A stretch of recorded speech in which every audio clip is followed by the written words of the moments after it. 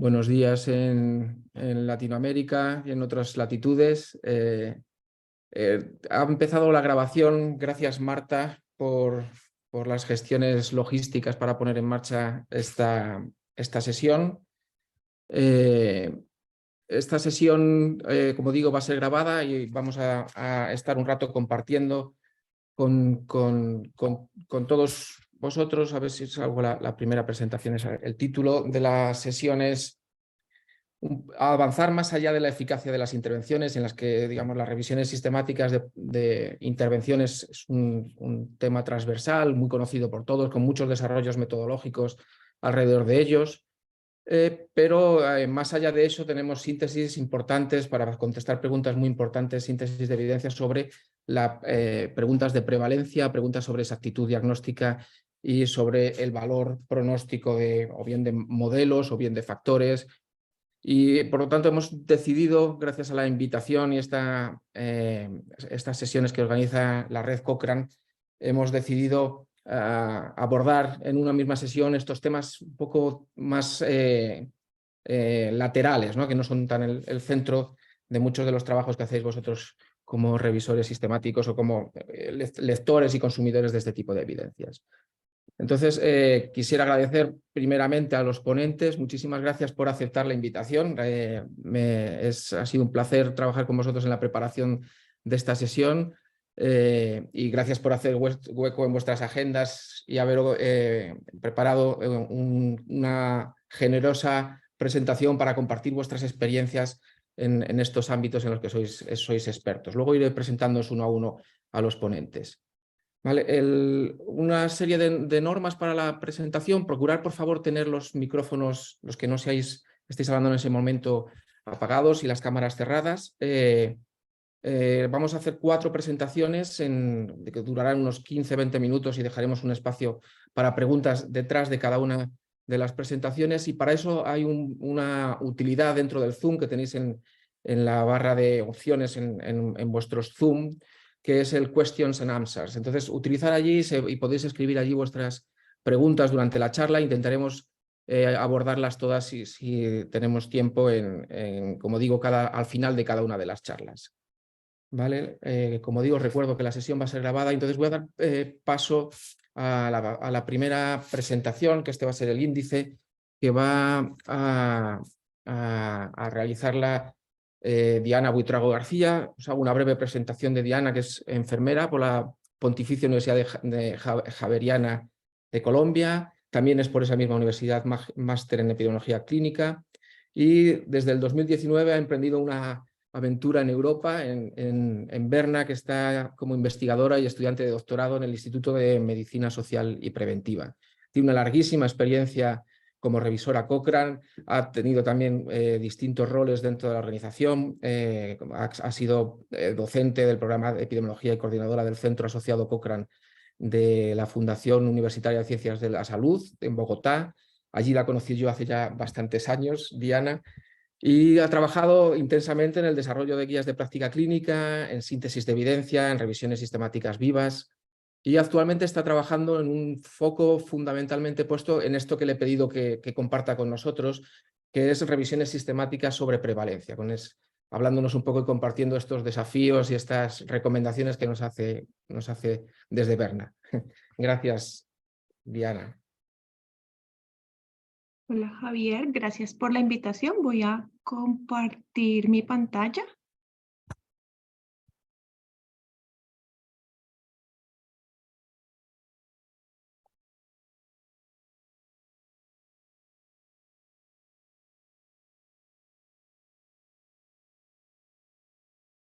Ya se ve en modo presentación.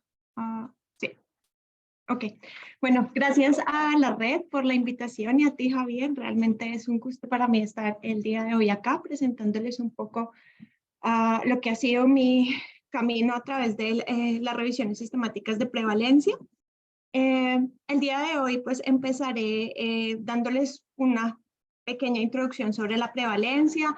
Les hablaré luego sobre el estado actual de las revisiones sistemáticas de prevalencia, cómo están siendo reportadas este tipo de revisiones, cómo se ha evaluado el riesgo de sesgo en estudios de prevalencia, y al final traigo una pequeña lista de recomendaciones y algunos recursos que existen para llevar a cabo este tipo de revisiones.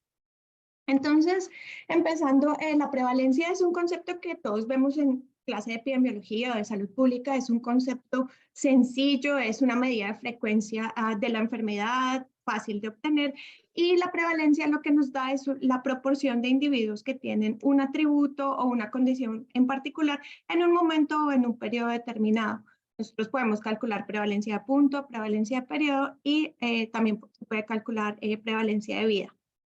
La prevalencia ha sido útil porque le ha servido y le sigue sirviendo a los sistemas de salud para priorizar intervenciones. También es un recurso importante para el cálculo de carga de enfermedad y el Global Burden of Disease utiliza la prevalencia como una de sus medidas de frecuencia importantes para calcular medidas como los DALYs. Y también la prevalencia es importante dentro de los estudios de cero prevalencia. En adición a esto, la prevalencia se ha convertido en el insumo primario, en el recurso primario para desarrollar revisiones sistemáticas. Entonces, la prevalencia tiene muchas ventajas o puntos a favor, que es sencilla, calcularlo también es sencillo, es útil y puede responder muchas preguntas de investigación, por ejemplo, en casos en los que un ensayo clínico aleatorizado no es útil para determinada pregunta de investigación. De otro lado, la prevalencia, de pronto, y eso es lo que creemos, es que de pronto ha sido subestimada porque es muy sencilla, entonces su investigación y desarrollo es limitado, no tenemos mucha investigación sobre la prevalencia, de pronto por su sencillez, por decirlo así. Si, por ejemplo, lo comparamos con la investigación que se lleva a cabo alrededor de ensayos clínicos controlados o revisiones sistemáticas de intervenciones o de diagnóstico, por ejemplo. Y una de las grandes vacíos en el conocimiento es que no sabemos cómo determinados sesgos que son inherentes a la prevalencia pueden estar afectando su estimador. Entonces no sabemos si en ciertos casos se puede estar sobreestimando o subestimando. Entonces, para saber cómo estaban cómo era el estado actual de estas revisiones sistemáticas, entonces decidimos hacer un diagnóstico de este tipo de revisiones porque es el punto de partida o fue el punto de partida de mi proyecto doctoral aquí en Berna que busca desarrollar una herramienta de riesgo de sesgo basada en la evidencia siguiendo los pasos propuestos, por ejemplo, como lo mismo que se hizo para desarrollar, por ejemplo, QADS-2 y en este caso es para estudios de prevalencia. Entonces, para desarrollar nuestro marco conceptual, lo primero que hicimos fue una revisión sistemática de revisiones sistemáticas de prevalencia y aquí lo que queríamos ver era sus características y evaluar la calidad de reporte en revisiones sistemáticas de prevalencia en población adulta de acuerdo a lo que propone la declaración PRISMA. Hicimos una búsqueda sistemática en 4 bases de datos, incluimos revisiones publicadas entre enero de 2010 y septiembre de 2020 y aquí solo incluimos revisiones sistemáticas donde el objetivo primario fuera la prevalencia y nuestro protocolo está registrado en Prospero. Después de revisar más de 9,000 resultados, revisamos 1,428 textos completos y pudimos incluir en nuestra base de datos 1,150 revisiones sistemáticas de prevalencia. ¿Qué encontramos? Encontramos que las revisiones sistemáticas de prevalencia han ido en incremento durante este periodo de tiempo y siguen incrementando.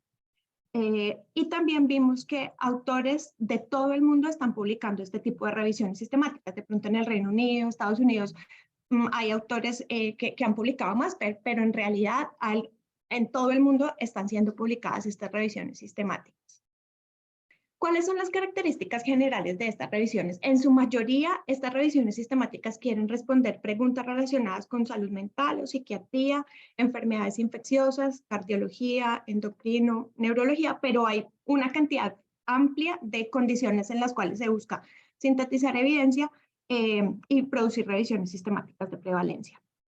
La mayoría buscan evaluar, por ejemplo, la prevalencia en población adulta con una condición específica, otras lo buscan hacer en la población general o en adultos mayores, trabajadores, mujeres gestantes, pero igual tenemos una amplia variedad de poblaciones en los que se están haciendo este tipo de revisiones. En su mayoría, los autores como criterio de elegibilidad han establecido que incluyen cualquier estudio que responda a la pregunta de investigación de su revisión.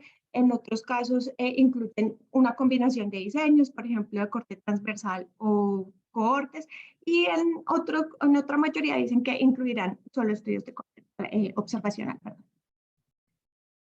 ¿Por qué entonces está siendo sintetizada la prevalencia en una revisión sistemática? Los autores reportan porque, por ejemplo, la prevalencia de la condición no se conoce a nivel global, regional o a nivel país, porque la prevalencia reportada es variable, se han encontrado diferentes estimadores, porque se busca conocer la prevalencia bajo diferentes definiciones o métodos diagnósticos, o porque no hay información respecto a una población específica. Por ejemplo, cuál es la prevalencia de sobrepeso y obesidad en población indígena.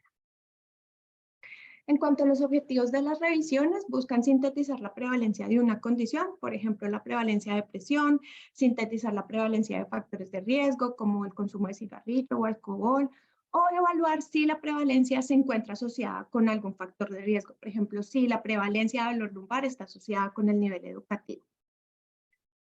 ¿Cómo encontramos la calidad de reporte de estas revisiones sistemáticas? Entonces, para evaluar la calidad de reporte, utilizamos la herramienta Prisma, publicada en 2009, que fue creada inicialmente para revisiones sistemáticas de intervenciones. Salió una nueva actualización de la lista en 2020, pero como elegimos revisiones publicadas hasta este año, probablemente los autores no tenían disponible esta guía, entonces por eso utilizamos Prisma 2009. La idea es que Prisma busca que las revisiones se reporten de manera completa y transparente. La lista en total tiene 27 ítems cuando se hace un metaanálisis y 25 cuando no se lleva a cabo. Nosotros modificamos el puntaje porque en este momento no hay una metodología clara sobre cómo evaluar el riesgo de sesgo a través de los estudios o across studies, por ejemplo, el sesgo de publicación o el efecto de los estudios pequeños. En general, encontramos que el puntaje, la mediana del puntaje Prisma ha incrementado durante los años, o sea que Prisma ha sido algo que ha mejorado el reporte de este tipo de revisiones, a pesar de que no tenemos un comparador para poder decir si mejoró antes o después de la aparición de Prisma, pero vemos que el puntaje ha ido incrementando. ¿En qué ítems encontramos que hay calidad de reporte y adherencia con la lista? Entonces, la mayoría de revisiones se identifican como una revisión sistemática, hay un resumen estructurado, la introducción tiene los ítems adecuados para el reporte, en los métodos se establecen los criterios de elegibilidad, las fuentes de información, los datos a incluir y las medidas de efecto de resumen, pero estas tienen un asterisco porque ya más adelante les voy a hablar de algunas recomendaciones que existen para metaanalizar prevalencias. Los autores están reportando la selección de estudios, principalmente con el diagrama Prisma, con el flujograma Prisma, las características de los estudios incluidos, sus resultados y la síntesis. Y en la discusión se están interpretando los resultados y pues encontramos siempre las conclusiones. Pero hay algunos ítems donde todavía es importante mejorar y encontramos una baja adherencia en los métodos, principalmente el registro del protocolo, la estrategia de búsqueda, la evaluación del riesgo de sesgo de los estudios incluidos, y aquí me voy a detener un poco, que es donde más hemos profundizado durante pues el desarrollo de mi proyecto doctoral, los métodos utilizados para sintetizar los resultados. Obviamente, si no están los métodos, no aparecen los resultados de evaluación de riesgo de sesgo. Todavía los autores necesitan mejorar en cuanto al reporte de las limitaciones y la financiación del estudio.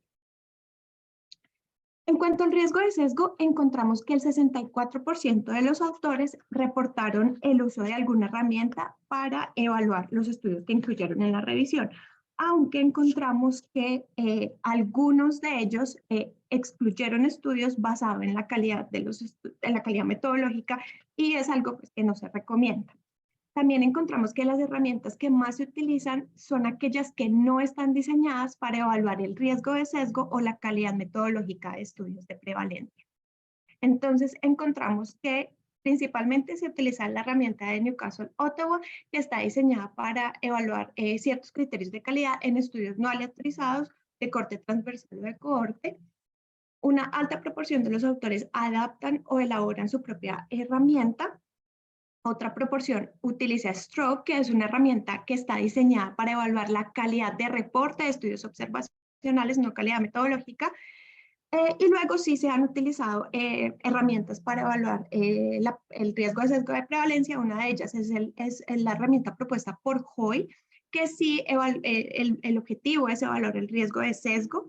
Luego la herramienta propuesta por Loni, que busca evaluar críticamente estudios de prevalencia. Y por último, la herramienta propuesta por el Instituto Joanna Briggs, que es para evaluar la calidad metodológica de los estudios.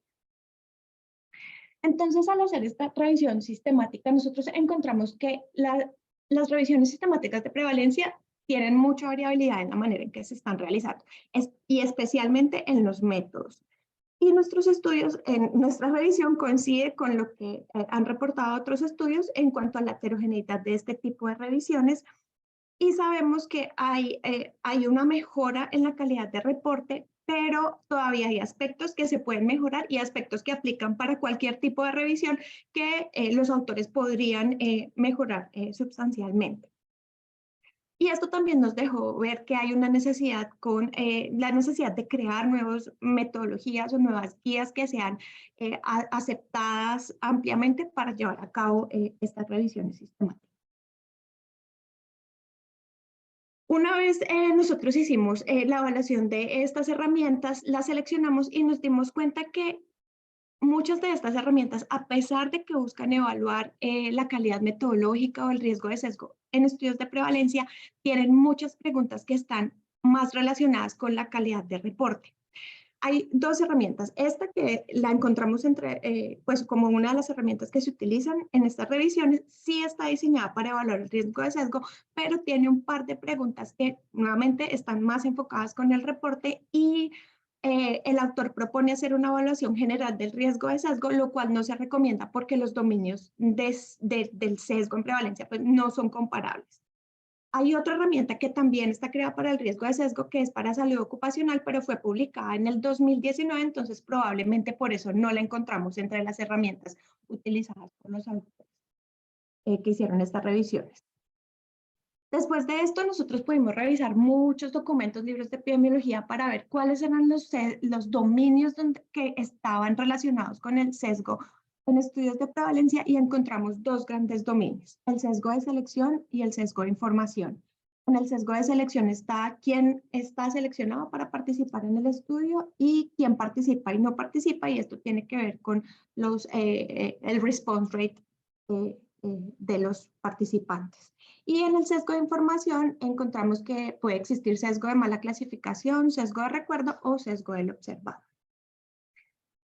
Bueno, con toda esta información y lo que llevamos hasta ahora, podemos dar algunas recomendaciones generales para llevar a cabo una revisión sistemática de prevalencia. La primera es que se formule una pregunta de investigación clara en donde usted pueda describir quién es su población objeto, quién es la población de su revisión, si es la población general o una población específica. Y a partir de eso, brindar una clara definición de quién es el numerador y el denominador.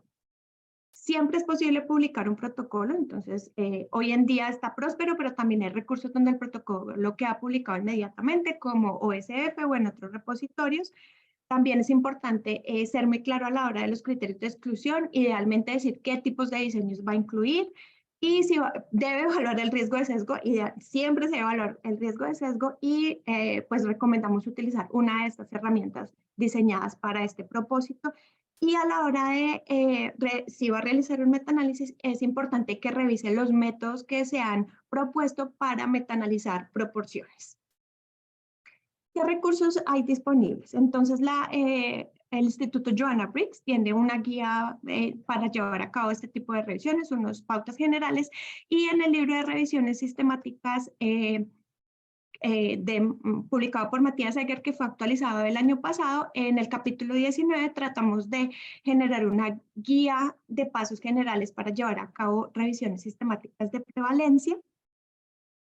Para la evaluación de riesgo de sesgo, en COVID los estudios de prevalencia también cobraron gran importancia, y a partir de eso pudimos explicar nuestro marco conceptual. Entonces, a partir de eso publicamos una comunicación en el BMJ Open y además, después de revisar todas estas herramientas disponibles para evaluar el riesgo de sesgo y como no habíamos, todavía estamos en el proceso de construcción de la herramienta de sesgo, digamos, general, creamos una herramienta de sesgo para salud mental, para un proyecto que desarrollamos acá en la universidad en salud mental y COVID-19, y además las herramientas, existen 11 herramientas disponibles que pronto vamos a poner todos los links y las referencias como anexo al capítulo del libro de revisión sistemática. Para el análisis estadístico, entonces, siempre considerar que la prevalencia es una proporción, por lo tanto, deben aplicarse los métodos estadísticos para proporciones. Hay un artículo publicado sobre metaanálisis de prevalencia y también se sugiere a la hora de evaluar la heterogeneidad, porque se ha visto que las revisiones, cuando se metaanaliza prevalencia, la heterogeneidad, el I cuadrado que fue creado para revisiones sistemáticas de intervenciones siempre es muy elevado, entonces se presenten intervalos de predicción y, por ejemplo, el paquete de MetaProp-NR hace todas estas transformaciones, también presenta los intervalos de predicción y creo que en Stata también se puede desarrollar. Bueno, pues antes de terminar, quisiera agradecer a mis directoras de trabajo de grado, a Nicola Lovi, a Georgia Salanti, al equipo, al grupo de investigación en ISPM y también al grupo de investigadores que actualmente se encuentran involucrados en el desarrollo de la herramienta de sesgo de mi tesis doctoral. Muchas gracias. Muchas gracias, Diana, por tu presentación. La verdad que has sintetizado en un tiempo récord. Gracias por el esfuerzo por sintetizar todas estas propuestas y este conocimiento aquí en esta presentación. Hay una pregunta que hace Fabián Jaimes, que nos pregunta que entiende la importancia de las revisiones sistemáticas de prevalencia, pero hay una cosa que no le queda clara, es si la prevalencia es una medida de la carga local de una enfermedad, ¿qué sentido tiene hacer una síntesis numérica en un metaanálisis de prevalencia? Es una pregunta que muchas personas se hacen y de hecho fue una discusión que tuvimos en un momento determinado si valía la pena, pero también depende de la pregunta de investigación que se tenga. Porque si, por ejemplo, hay una encuesta poblacional que ya lo calculó, de pronto no vale la pena llevar a cabo un metaanálisis de prevalencia. Pero, por ejemplo, no sé, de pronto en un contexto de, no sé, países de bajos y medianos ingresos se quiere ver cómo se comporta la prevalencia en diferentes lugares, entonces vale la pena metaanalizarla, pero es un paso que se debe tener una explicación y un raciocinio detrás de por qué metaanalizarla. Y es una discusión que hemos tenido. O sea, de hecho, hay una corriente de pensamiento que dice que los estudios de prevalencia no deberían metaanalizarse, pero también creo que depende de la pregunta que se quiera responder. Nos pregunta también Óscar Gianeo de Uruguay, que dice, muchas veces los datos de prevalencia surgen de registros. ¿Esa información se considera en las revisiones sistemáticas de prevalencia? Sí, digamos que los autores pueden considerarlo como un criterio de inclusión, pero hay que dejarlo claro y algo que es muy importante que, bueno, de pronto no lo dije y es que siempre hay que ver, uno, cómo esa información puede estar introduciendo sesgos y dos, a veces es difícil de ver, pero ver si esa información se acerca a la prevalencia real o si de pronto se está sobreestimando o subestimando. De pronto es llegar a pensar cómo incluir esos registros puede darme una conclusión, no sé si errada, sí, errada, ¿por qué no? Bien, gracias Diana. Nos pregunta Ana María Barragán, que aparte de agradecerte por la presentación, quiere saber más sobre esas frecuencias de eventos raros, pero importantes para la toma de decisiones, como por ejemplo podría ser la frecuencia o la prevalencia de diferentes genotipos de VPH en un país específico, pero que se encuentran en reportes locales al interior del país. Bueno, ahí podría ser, no sé si una revisión sistemática aplique. Bueno, si se aplican todos los pasos de las revisiones sistemáticas, se puede considerar una revisión sistemática. De pronto ya sería más un metaanálisis sin revisión sistemática, pero igual se recomienda uno, evaluar los sesgos a pesar de que son registros de un país, pero si esos registros están publicados como disponibles como publicaciones, se podría hacer, pero siempre ser muy transparente y detallar todos esos criterios que se tuvieron en cuenta para hacer la revisión, porque hay algo que siempre sabemos, es que lo único que tenemos los investigadores es la publicación y muchas veces no estamos en la cabeza del investigador, entonces siempre entre más detalles se describan en la revisión, está bien. Hay más preguntas que creo que si luego quedan tiempo las resolvemos. Una última pregunta para dar paso a la siguiente presentación. No sé si las lees tú ahí, Diana. Okay. De Gonzalo Casino, que dice: en línea de realizar estimaciones sobre prevalencias, una vez que ya se tenga el estimado y además se tenga su valoración de sesgo para los estudios individuales, se valora la posibilidad de evaluar la certeza del estimado global, o sea, se hace el proceso de grade. ¿Qué hay en grade? En este momento no hay grade de prevalencia como tal, entonces habría que entrar a ver, por ejemplo, si el grade pronóstico podría servir, pero en este momento no hay un proceso grade o una metodología grade que permita evaluarlo de esa manera. Hay varias preguntas más. Creo que tienes acceso a ellas, Diana. Luego, Sí. si nos da tiempo, podemos hacer un poco un muestreo de ellas. Vale, pues muchas gracias, Diana. Pasamos a la siguiente presentación, que la va a hacer la doctora Ingrid Arévalo Rodríguez. ¿Puedes compartir tú la pantalla, Ingrid, o pongo yo el título de la presentación? Sí, voy a compartirla ahora para hacernos ese paso. Bien. Gracias. Bueno, Ingrid es conocida por todos, una persona conocida, digamos, y con unos puestos relevantes ahora dentro de la organización. Yo tengo la fortuna de tenerla cerca y en la unidad de bioestadística.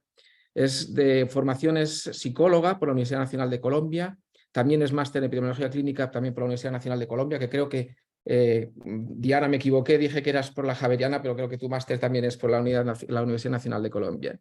Y luego se doctoró en Medicina y Salud Pública en la Universidad Autónoma de Barcelona, después de una estancia ahí en el Centro Cochrane Iberoamericano de Barcelona. Es una autora de muchísimas revisiones sistemáticas, experta también en transferir todo ese conocimiento en guías de práctica clínica, y tiene una excelente formación metodológica y una gran experiencia en estos aspectos metodológicos, lo que le ha llevado a formar parte de notables comités dentro de la organización, como es el comité editorial de Cochrane Diagnóstico. También es miembro del grupo de métodos de diagnóstico, y recientemente también tiene un rol como editora de métodos en el grupo central ejecutivo de Cochrane. Ahora es investigadora senior en el Instituto Ramón y Cajal de Investigación Sanitaria, donde disfrutamos de su experiencia, y también es investigadora del CIBER de Epidemiología, Salud y Salud Pública de España, y nos va a hablar de evidencia sobre diagnóstico. Ingrid, tienes la palabra. Muchas gracias, Javier. Para mí también es un placer hablar desde la gorra del Centro Cochrane Asociado de Madrid y desde la Casa de Diagnóstico en España y en Iberoamérica, para reflejarles, para compartirles un poco la experiencia que hemos tenido desde autores de diagnóstico intentando recabar evidencia diagnóstica en el contexto de COVID-19. Primero, declarar un poco mis conflictos de intereses. Actualmente yo soy editor, como mencionó Javier, de métodos en Cochrane en la central ejecutiva y miembro del comité editorial de revisiones de salud diagnóstica en Cochrane. Sin embargo, esta presentación no refleja ninguna opinión oficial de Cochrane ni ninguno de sus departamentos. Yo estoy aquí como dando mis opiniones como autor de revisiones y como participante de esta iniciativa desde el 2020 e incluso actualmente. Como antecedente principal, quizás muchos sepan, y muchos investigadores también hicieron lo mismo en sus diferentes campos de experticia.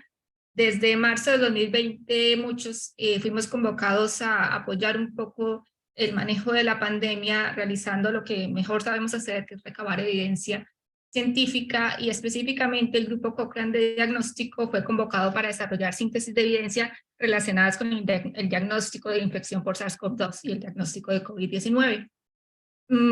Como muchos también de nosotros lo hicimos, pues todas estas revisiones eran de urgencia. revisiones que los grupos tuvieron que enfrentar varios retos logísticos y metodológicos, pues para obtener respuestas acertadas en plazos de tiempo muy limitados.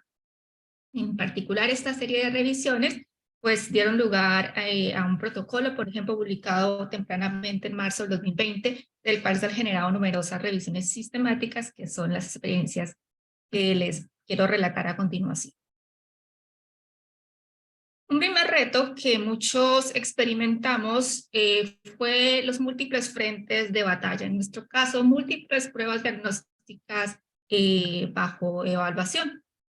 En esta diapositiva, por ejemplo, es pues, parte de una revisión del tema publicado en Clinical Microbiology, ya en el 2021, nos muestra todos los frentes de batalla en términos de pruebas diagnósticas que fueron propuestas para identificar la infección por SARS-CoV-2, desde las clásicas signos y síntomas hasta llegar a las pruebas de imágenes, incluso todas las pruebas de laboratorio basadas en test moleculares, por ejemplo.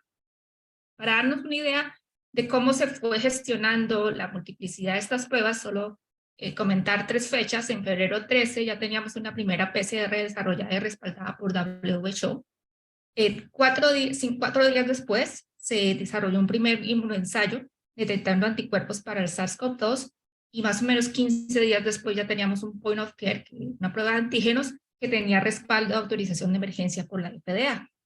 Todo esto para darnos una impresión de la rapidez con la que se desarrollaron pruebas y cómo se fueron multiplicando, como te digo, las frentes de batalla de evaluación.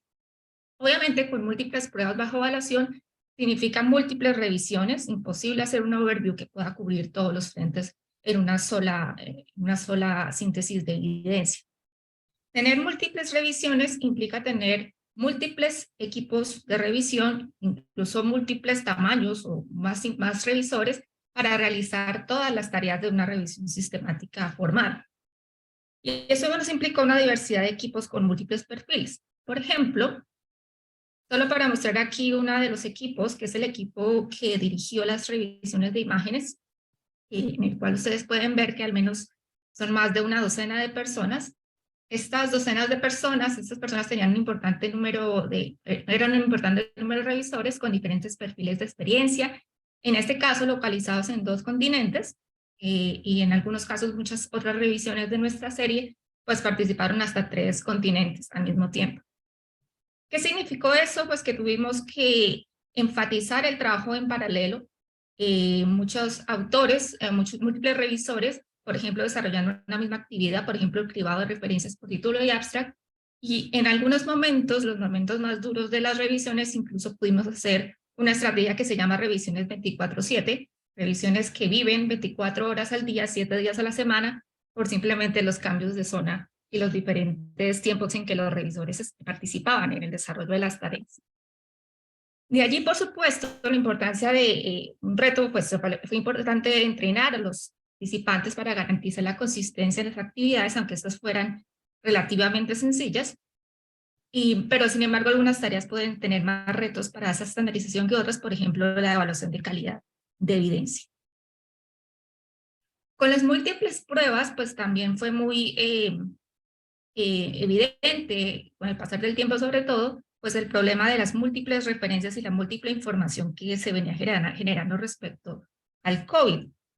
De 2020 a 2023, ya lo hemos comentado en otros webinars de esta serie, pues hubo un incremento de información exponencial y con la medida que pasaba el tiempo, pues tenemos más información. Por ejemplo, no recuerdo cuándo hice esta búsqueda de Medarchives que se muestra en la diapositiva, pero creo que fue temprano en el 2020 y ya contábamos con 8,000 resultados. Estos resultados, por ejemplo, archivados en estos repositorios, pues después se publicaban, por ejemplo, en revistas indexadas, y pues obviamente los revisores, probablemente al actualizar, tenían que manejar estas duplicaciones de información que muchas veces, desafortunadamente, ni siquiera presentaban los mismos datos, y eso es un problema, por ejemplo, en la actualización de revisiones. No podemos empezar por actualizar ninguna. O sea, es una estrategia que a veces se usa cuando se tiene poco tiempo, pero no había revisiones previas disponibles. Quizás en abril se pudo usar evidencia indirecta de otros coronavirus, por ejemplo, de algunas infecciones compatibles, pero con el pasar del tiempo esta evidencia indirecta se fue dejando de lado y no fue útil para la toma de decisiones. Con las múltiples referencias, pues también se hizo necesarias actualizaciones con el paso del tiempo y muchas de esas actualizaciones incluso eran mensuales.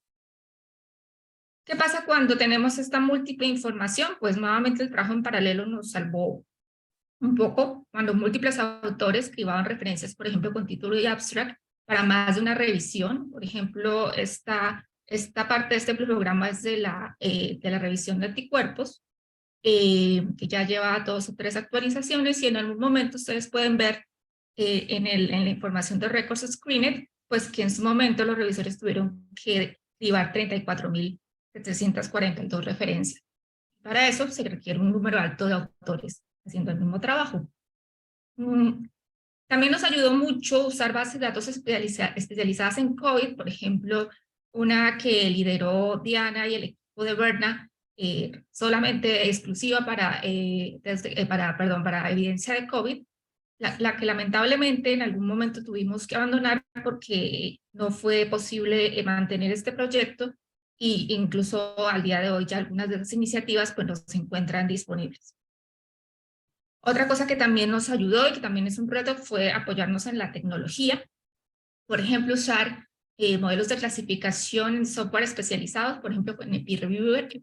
Usamos EpiReviewer en este caso para asistir en la priorización de títulos. EpiReviewer nos da una probabilidad de relevancia y descartaba títulos que, a su juicio, después de las iteraciones, pues no eran relevantes para ser consultados en full text. Con el paso del tiempo también tuvimos que ajustar las preguntas. Y eso significa que además de los múltiples frentes de batalla, teníamos frentes de batalla móviles. Las necesidades de ajuste a las preguntas clínicas pues se justifican con la relevancia al momento de su desarrollo.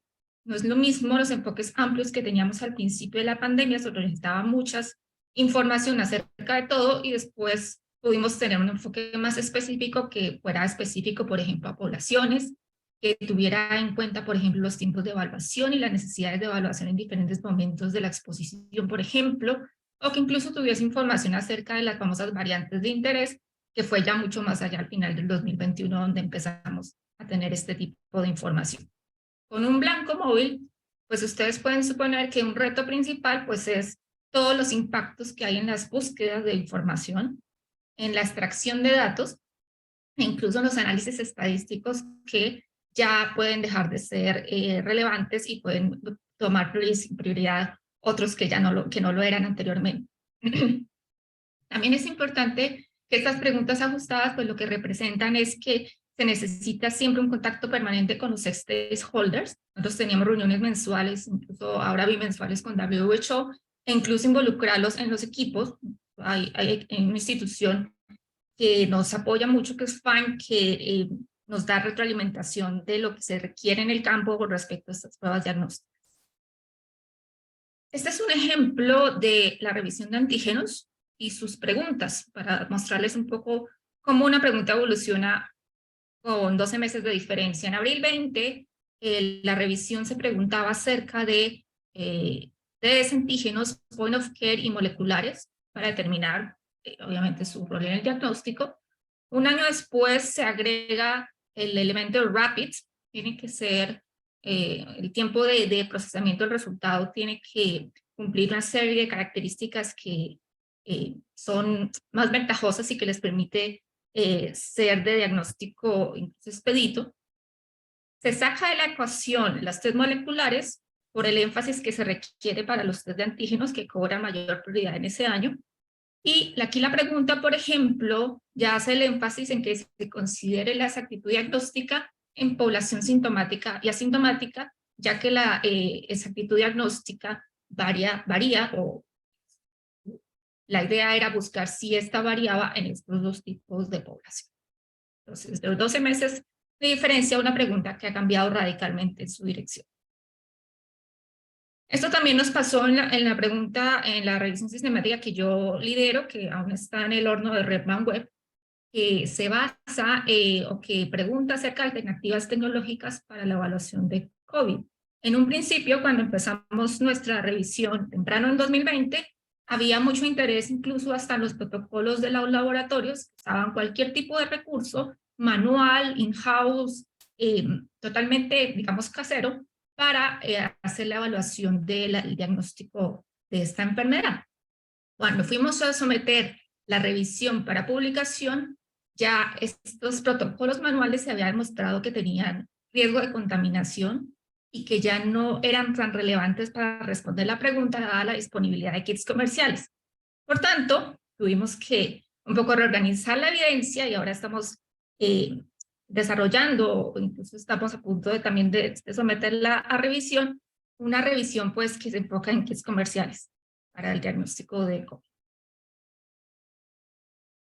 Con estas nuevas preguntas también se dieron nuevos enfoques de análisis que nos llevaron más allá de la exactitud diagnóstica y del handbook de diagnóstico de Cochrane. Incluso en algún momento nos preguntamos acerca de la PCR como estándar de referencia y si esta era realmente una comparación que debíamos hacer para algunas preguntas, porque algunas de ellas no parecían ser una pregunta que tuviera un referencia estándar, sino una pregunta que hablase de acuerdo entre observadores, por ejemplo. ¿Qué tuvimos que hacer? Pues empezar a ser creativos, ampliar el horizonte, por ejemplo, de figuras para ilustrar nuestros resultados e incluso considerar alternativas de análisis estadísticos más allá de sensibilidad y especificidad, por ejemplo, diferencias en la sensibilidad. Un ejemplo de imágenes creativas, por ejemplo, está nuevamente la revisión de imágenes, donde nos muestra ya en 5 versiones de iteración de esta actualización de esta revisión, pues nos muestra cómo se ha movido la sensibilidad y especificidad conforme al nivel de información nueva que se ha tenido en cada actualización. Esta otra imagen también es muy interesante porque además de mostrarnos la sensibilidad y especificidad estimada por metaanálisis para una serie de kits comerciales, en este caso de antígenos, también ilustra este número acorde con los thresholds de aceptabilidad de este tipo de pruebas de antígenos determinados por WHO. Entonces aquí estamos involucrando un poco el rol del stakeholder para mostrar una figura que muestra si una prueba, en este caso estos kits comerciales de antígenos, hacen lo que deberían hacer en el campo. Esta otra, para otra revisión que también está en el horno de Redman Web, que es una comparación de tipos de muestra, donde se ilustra, en vez de la sensibilidad y la especificidad, la diferencia de sensibilidades, comparando en este caso muestras de saliva contra un comparador, por ejemplo, en la primera parte de este metaanálisis, las muestras nasofaríngeas usuales para el diagnóstico de COVID.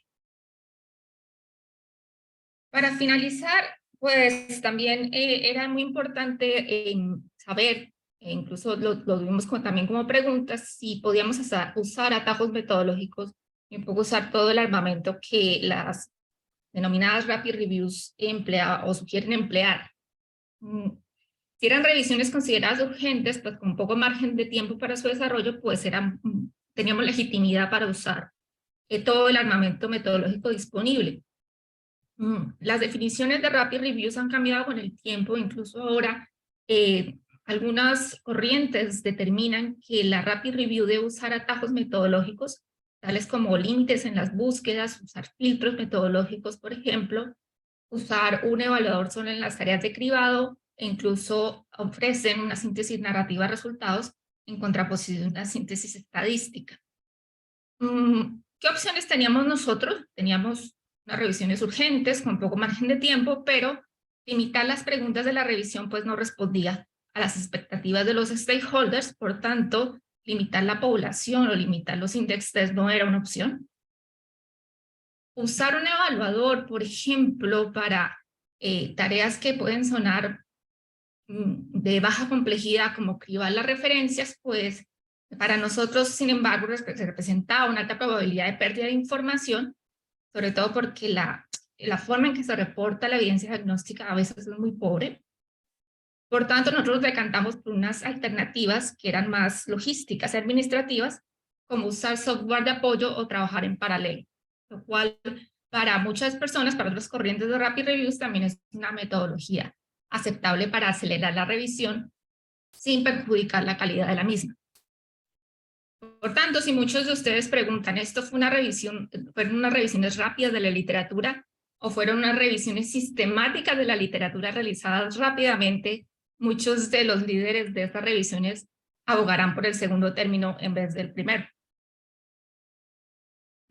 Para concluir, yo solamente invitarlos a Londres 2023, en este septiembre, en el verano, finalizando el verano de aquí en Europa, para invitarlos a una sesión especial donde todos los autores de estas revisiones estaremos explicando con más profundidad cómo se desarrollaron estas revisiones en una sesión especial durante el Colloquium de Cochrane. Muchas gracias a todos. Quedo atenta a sus preguntas. Muchas gracias, Ingrid. Como siempre, un placer escucharte. Refleja esta presentación un inmenso trabajo de muchísima gente que se movilizó con la pandemia. También yo creo que hicimos todos un esfuerzo de reubicar nuestros intereses para alinearlos con las necesidades de conocimiento que había entonces. Y yo creo que los frutos están ahí.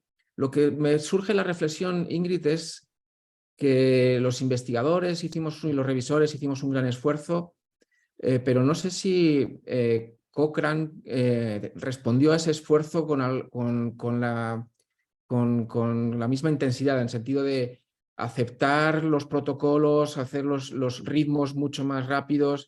¿Cómo fue la experiencia de negociación con Cochrane? Bueno, ahora mismo Cochrane se está dando un gran paso de cambios, incluso con la manera en que se aceptan y se rechazan revisiones. Por tanto, nosotros hemos caído en este vacío de transición en el cual se han conjugado muchísimas cosas allí junto con la pandemia. Obviamente, en muchas revisiones que se podrían haber sido aceptadas fueron rechazadas, pero después de reflexionarlo, después del periodo de duelo, obviamente nos damos cuenta de que es mejor publicar revisiones que son relevantes clínicamente, aunque se haya hecho un esfuerzo previo que no fue reflejado en una publicación, pero que es importante tener revisiones que reflejan o que responden la pregunta clínica que se hace se hacen las personas en el campo de estudio. Por tanto, es una experiencia mixta, pero no se puede atribuir simplemente a factores internos, sino a una conjunción de cosas que están ocurriendo en este momento en la central editorial y en la biblioteca Cochrane en general. Gracias. Una pregunta antes de dar paso a la audiencia. Yo sé de tu interés personal como línea de investigación en las revisiones rápidas, ¿no? En las revisiones rápidas de diagnóstico.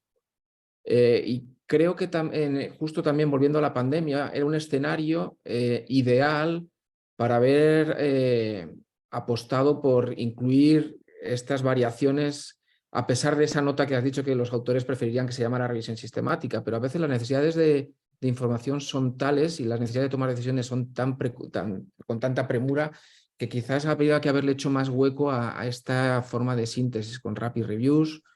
O incluso haber incorporado, que no sé si tienes alguna opinión, herramientas de esto que se va proponiendo cada vez con más frecuencia de inteligencia artificial para facilitar ciertas tareas. Tu opinión quisiera escuchar.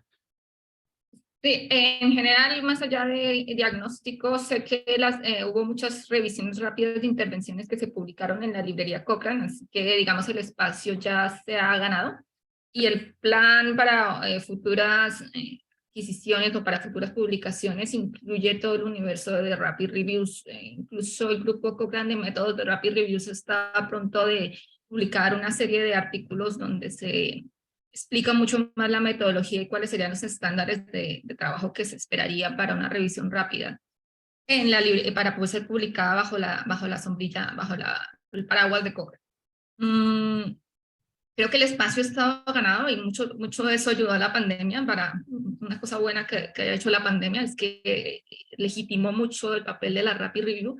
Sin embargo, seguimos un poco con la pregunta de qué es una Rapid Review, porque las definiciones, como yo decía, hay dos frentes de batalla. Uno que dice que debe ser obligatorio implementar un atajo metodológico, lo cual implica para muchos perder calidad metodológica, por tanto, y otros que estamos mucho más a favor de decir que es una aproximación donde se vale muchas estrategias que pueden acelerar la evolución o el desarrollo de una revisión. Y esas estrategias pueden ser organizativas, como lo he mostrado. No sé si la etiqueta sea lo más importante.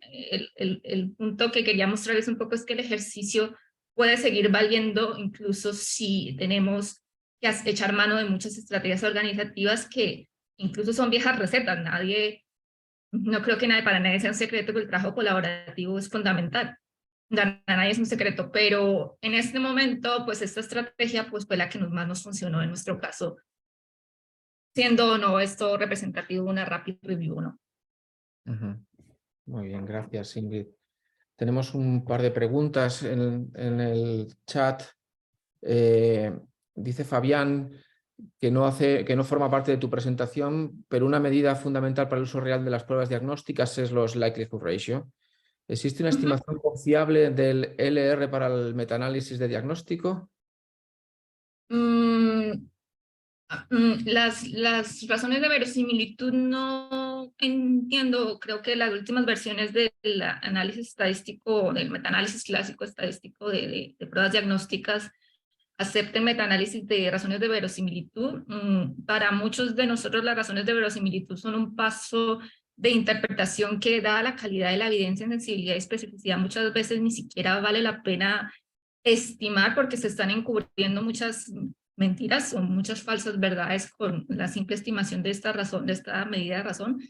Pero sé que hay aproximaciones de metaanálisis de razones de verosimilitud en la literatura, pero no he visto ninguna que se haya implementado en la librería Cochrane hasta ahora.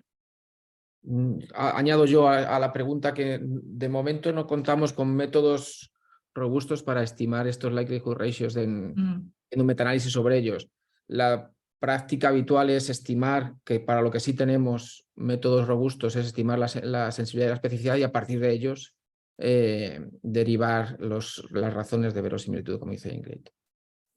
Y luego hay una pregunta también que es terminológica, acerca si para diagnostic accuracy se debe referir uno como precisión, no como exactitud, y yo creo que coincido con Fabián que es exactitud el término adecuado.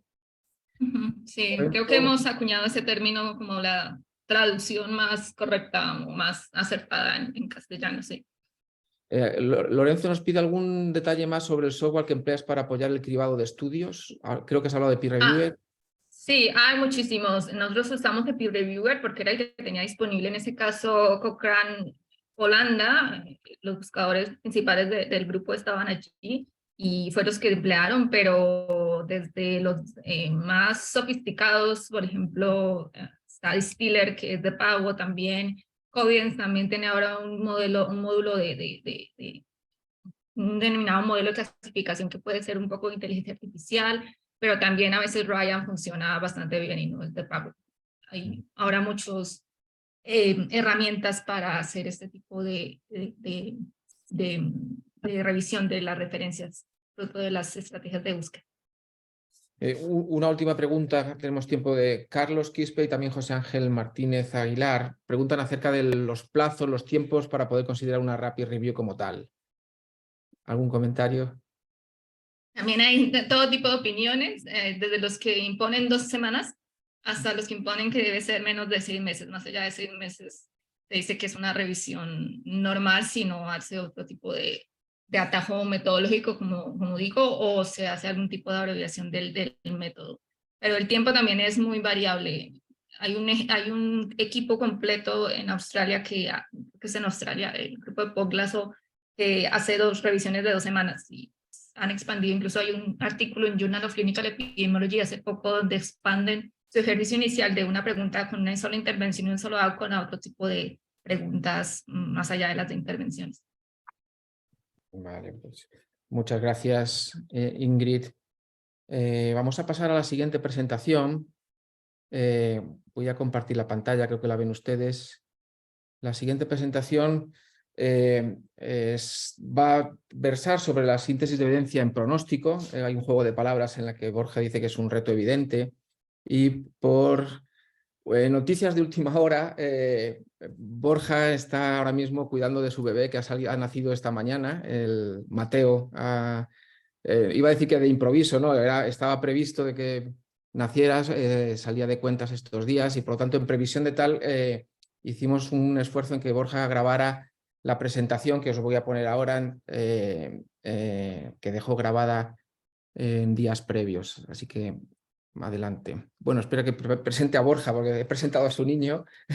Borja es graduado en estadística, es también máster en bioestadística por la Universidad Complutense de Madrid y es doctor en medicina por la Universidad Autónoma de Madrid. Lleva muchos años trabajando en este ámbito de la estadística aplicada a las ciencias de la salud. Es investigador del Instituto Ramón y Cajal de Investigaciones Sanitarias y del CIBER de Epidemiología y Salud Pública. Y últimamente ha enfocado más sobre modelos de síntesis de la evidencia en pronóstico, tanto como factores pronóstico como en modelos pronóstico. Entonces le pedía que compartiera un poco la reflexión que hacía sobre este tipo de síntesis de evidencia, que es algo novedoso, más infrecuente, pero cada vez yo creo que va a empezar a aparecer más en la literatura. Buenas tardes, encantado de participar en esta sesión, que más allá de la eficacia de intervenciones me toca hablar de la síntesis de evidencia en pronóstico, un campo sin duda en el que tenemos que afrontar múltiples retos y algunos de ellos son los que me gustaría comentar en la charla que vamos a tener hoy. Hoy día que está tan en boga esto de la medicina personalizada, la medicina de precisión, individualizada.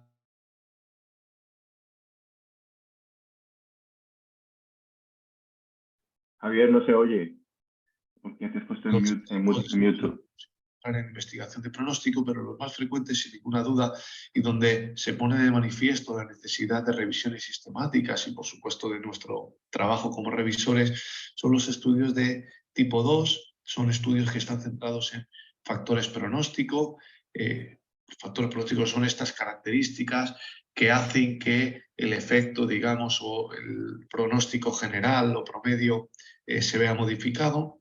Y luego los estudios de tipo 3 o estudios de modelos pronóstico, que son la combinación de múltiples factores pronósticos, de modo que obtengamos una ecuación matemática que nos permita establecer el riesgo o la probabilidad de un individuo de forma individualizada a sus características. Bueno, pues las revisiones de pronóstico, para empezar les diré que tienen la siguiente estructura. Y según la vaya leyendo van a decir, pues si es la misma estructura que cualquier revisión sistemática. Pues efectivamente la estructura es la misma, lo cual no quiere decir que esto vaya a ser un camino de flores, ni mucho menos. Seguro que ustedes que tienen experiencia ya en revisiones sistemáticas saben que lo habitual es que encontremos un camino donde hay algunas flores, pero que encontremos también piedras que tendremos que sortear y que tendremos que atajar de alguna manera. Pues en investigación de pronóstico quizás el camino sea todavía aún más tenebroso y más largo, porque como decía, tenemos múltiples dificultades y retos en las que trabajar. Y no podía ser de otra manera, ya que ustedes sabrán, el grupo de métodos de pronóstico de Cochrane nació en el 2008, es decir, hace apenas 15 años, y la primera revisión indexada en Cochrane Library como pronóstico data de septiembre del 2018, es decir, menos de 5 años. Pues obviamente quedan muchas cosas por hacer. Digamos que estamos en investigación de pronóstico, estamos todavía en pañales, apenas está naciendo esta investigación en cuanto a las revisiones sistemáticas de este tipo. Si se fijan en revisiones sistemáticas de pronóstico indexadas en Cochrane Library, esto era de la semana pasada, apenas hay 15, en intervenciones tenemos más de 8.000, pues obviamente estamos lejos todavía de esos estándares, sin duda que tenemos que trabajar. En esta semana creo, lo miraba ayer, y ya había otras 14 o 12 publicaciones más en intervenciones, es decir, todas las que tenemos de pronóstico en apenas una semana. Bien, pues hoy me gustaría a mí comentarles estas dificultades, estos retos que podemos encontrar en las revisiones sistemáticas de investigación en pronóstico, en todos esos pasos, que es verdad que son los mismos pasos, pero que cada una tienen unas peculiaridades que me gustaría que comentáramos un poco por encima, al menos, que conociéramos. Y todo parte desde la pregunta de investigación, la propia pregunta de investigación. En intervenciones estamos acostumbrados a este acrónimo de PICOT, En investigación en pronóstico utilizamos un acrónimo extendido y adaptado que es el PICOTS. El PICOTS al que le hemos añadido el timing y el setting. En diferentes preguntas también ya de investigación también se utilizan este acrónimo. Pero aquí el timing, indicar que hace referencia a dos momentos temporales. Un primer momento que sería el tiempo en el cual el factor pronóstico o el modelo pronóstico debe ser aplicado. Y otro segundo tiempo que es el tiempo para el cual se están estableciendo esas predicciones. No es lo mismo hacer una predicción a 30 días que una predicción a un año. Eso en cuanto a extensión, pero luego un detalle importante es la adaptación de este pico, y es habitual que utilizar la C en lugar de como comparador, que no siempre existe en este tipo de estudios. A veces el comparador es precisamente si estamos evaluando la presencia de un factor pronóstico, el comparador es la ausencia de este factor pronóstico. Entonces es muy habitual que en estas ocasiones, en este tipo de revisiones, en lugar de utilizar el comparador para indicar cuál es la comparación, lo utilicemos para apuntar cuáles son las variables, los otros factores que se van a utilizar como confusores. Es decir, el efecto del factor pronóstico estará ajustado o debería de estar ajustado por estos confusores. En una revisión sistemática que hemos llevado a cabo en el grupo, en la que se evaluaba el sexo como factor pronóstico de mortalidad en pacientes con TEP, como pueden ver, este es el protocolo.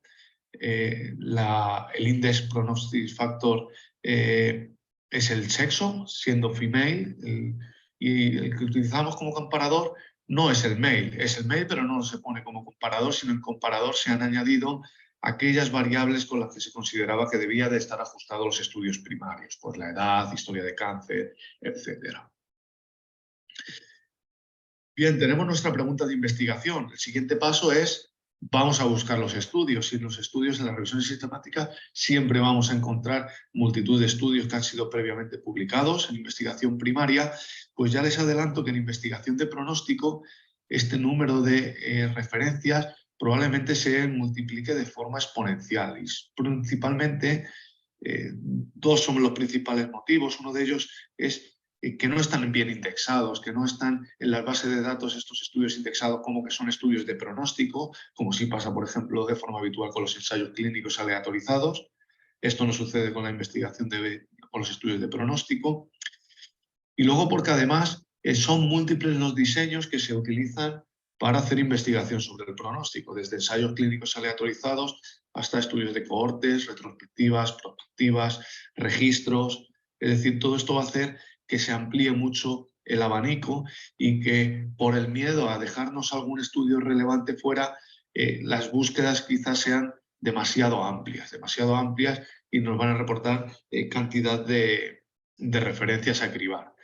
Como ejemplo, les dejo un par de ellas en las que hemos participado en nuestro grupo. Y una de ellas, la primera, es de modelos. Se trataba de identificar modelos pronóstico de mortalidad en pacientes con una endocarditis infecciosa que son sometidos a cirugía cardíaca. En este tipo de revisión sistemática de modelos se identificaron casi 5.000 referencias. Casi 5.000 referencias para finalmente incluir 9 estudios en nuestros análisis en la revisión sistemática. Otro ejemplo es un ejemplo en el que se evaluaron varios factores pronósticos. Es cierto que se evalúan varios factores pronósticos en esta misma revisión sistemática, que son la procalcitonina, la PCR, la interleuquina 6 y la presexina, como factores pronósticos de mortalidad en pacientes sépticos. En este caso se identificaron más de 50.000 referencias para finalmente incluir 40 estudios.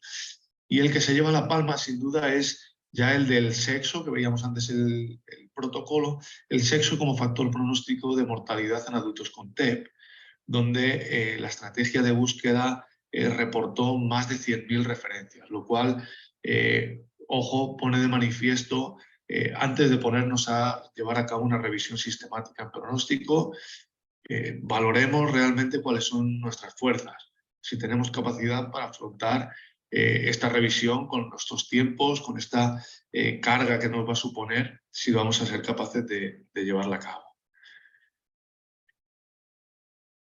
¿Alguna estrategia, algún aspecto en el que podemos mejorar para tratar de reducir esta carga de trabajo en la parte de cribado? Pues sin duda es en los filtros metodológicos de búsqueda.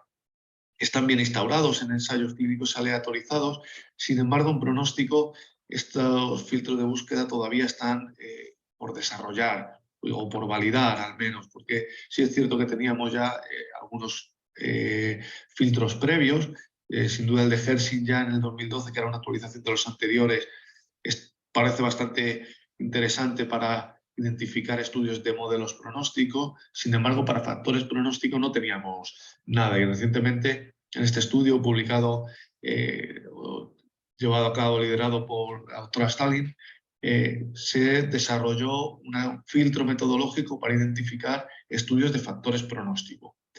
El estudio parece interesante, el filtro pues, ha permitido reducir los tiempos y el número de referencias que deben ser cribadas de forma eficiente en todas las revisiones en las que fue evaluada, pero debemos tomarlo con cautela, pues es cierto que en 5 de las 6 revisiones sistemáticas en las que se evaluó su sensibilidad era del 100%, es decir, incluían los estudios relevantes, no fueron eliminados a partir de usando el filtro, es decir, se siguieron incluyendo, pero en una de las revisiones sí que se quedaron algunos estudios fuera. Por tanto, parece prometedor, parece potencialmente una buena herramienta, pero debemos de validarla, tomarla con cautela y seguir validándola para ver si realmente nos es útil. Tenemos ya nuestros estudios identificados. El siguiente paso, obviamente, es seleccionarlos. Para seleccionarlos, tenemos que tener en cuenta, si estamos en una revisión sistemática de factores, la fase del estudio primario. Esto están distinguidos en 2 fases, una fase, digamos, exploratoria, una fase inicial donde se trata de estudios que son para generar hipótesis, identificar potenciales factores de riesgo, y son múltiples, a veces incluso en los estudios de genómica, son cientos o miles los mismos factores pronósticos, biomarcadores que se evalúan en un mismo estudio, y que realmente los hallazgos que se encuentran suelen ser bastante espurios, que no son luego confirmados en esos estudios de fase 2, los estudios confirmatorios no terminan de confirmar esos primeros hallazgos iniciales. Los estudios, como decía, estos confirmatorios de fase 2 ya tienen una hipótesis preestablecida. Ya no es el objetivo de identificar aquellos factores, sino establecer cuál es el efecto de un determinado o determinados factores pronósticos. Y estos sin duda son los estudios que nos van a interesar para sintetizar y combinar cuál es el efecto de un determinado factor pronóstico. Sin duda, estos son los estudios de interés. El protocolo de esa revisión sistemática se evaluaba el sexo también como factor pronóstico en los pacientes críticamente enfermos con sepsis. Se identificaba claramente en los criterios de elegibilidad del protocolo, solamente se van a considerar estudios confirmatorios o estudios de factores pronósticos en fase 2. Por el contrario, si la revisión sistemática no es de factores, sino de modelos pronósticos, hay que tener en cuenta cuál es el propósito de la revisión. Si lo que tenemos es ya un determinado modelo o varios modelos que han sido ampliamente validados, que han sido validados en múltiples cohortes, en múltiples contextos, sin duda lo que necesitamos son estudios de validación de ese modelo o de esos modelos. Por tanto, esos serán nuestros estudios de interés. Si por el contrario lo que se trata es de identificar todos los modelos que han sido publicados para una determinada población, para una afección o outcome concretos, lo que nos interesan son todos los estudios de desarrollo del modelo y aquellos estudios de validación en los que luego además se ha validado y se ha extendido ese modelo, se ha actualizado, se ha calibrado, es decir, se ha hecho una actualización del mismo. Esos serían los estudios que nos interesarán para este propósito de revisión sistemática. Bien, tenemos ya seleccionados nuestros artículos. Siguiente paso, y quizás uno de los más críticos para nosotros como revisores, es la extracción y la evaluación crítica de los estudios primarios. Y digo que es un punto crítico debido a las deficiencias de los estudios primarios. A pesar de que tenemos herramientas específicas para tanto la extracción de datos como la evaluación crítica, en este caso para la extracción de datos disponemos del CHARMS, El CHARMS fue diseñado inicialmente para estudios de modelos de predicción, modelos pronóstico, pero tenemos ya una adaptación que se puede utilizar para la evaluación de factores pronóstico también. Pero a pesar, como decía, de tener esta herramienta, el problema viene de atrás. Podemos extraer los datos, pero el problema es que los datos no han sido reportados.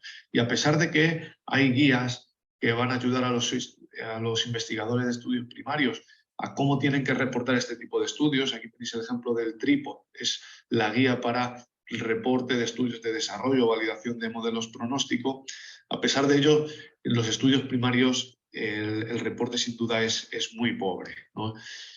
Estos mismos investigadores que desarrollaron el TRIPOD llevaron a cabo una revisión sistemática donde trataban de evaluar cómo se estaban reportando los 22 ítems que están incluidos en el TRIPOD, cómo se estaban reportando previamente a la publicación de esta guía. Y como ven, las barritas, a medida que están más altas, es que mayor porcentaje de estudios han reportado acorde a la guía ese ítem.